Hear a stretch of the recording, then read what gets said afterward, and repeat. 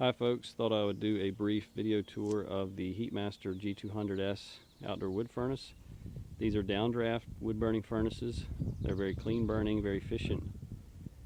So we'll look in the firebox. These are all stainless steel, 409 stainless firebox and water jacket. That's 409 air channels on the sides. They're very resistant to corrosion from condensation. This is in the bottom of the firebox. There's the nozzle where it forces the wood gas and air down through into the bottom reburn. Very violent, very hot reburn there in the bottom. It'll be over 2,000 degrees. With stainless door jambs. Down below here is your air damper motor where it controls the airflow. That plate rotates open and closed to control the burn. Below that we have the Rebar Chamber. And that nozzle is directly above this horseshoe brick. All the wood gas and air is blown down into this brick. It reflects the heat back against the flame and it creates a very, very hot environment, and that's what allows it to burn so clean. And after it exits the brick, it goes to the back on either side and up the vertical heat exchange tubes in the back. This area is all stainless steel also. Thought I'd also mention that the door hinges and the rollers at the top and bottom are adjustable, so you can keep your door adjusted tight.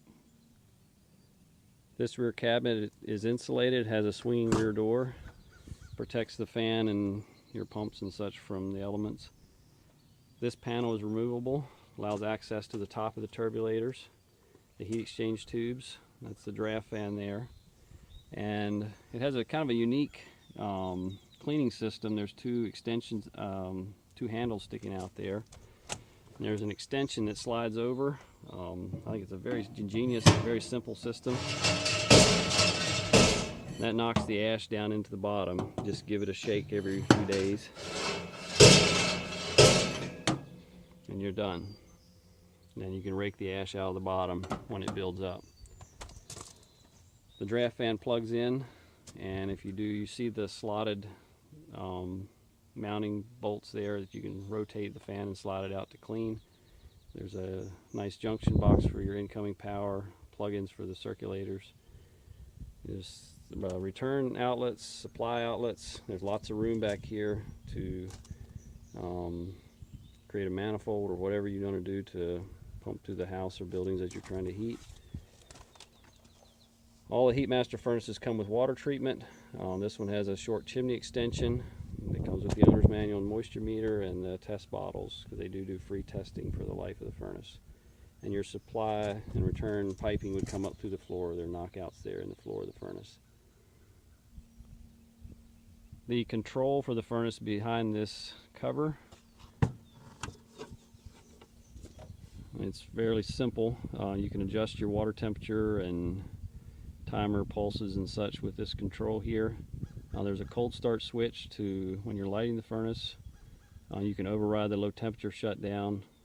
It has a control fuse and a fan fuse to protect the fan and the control.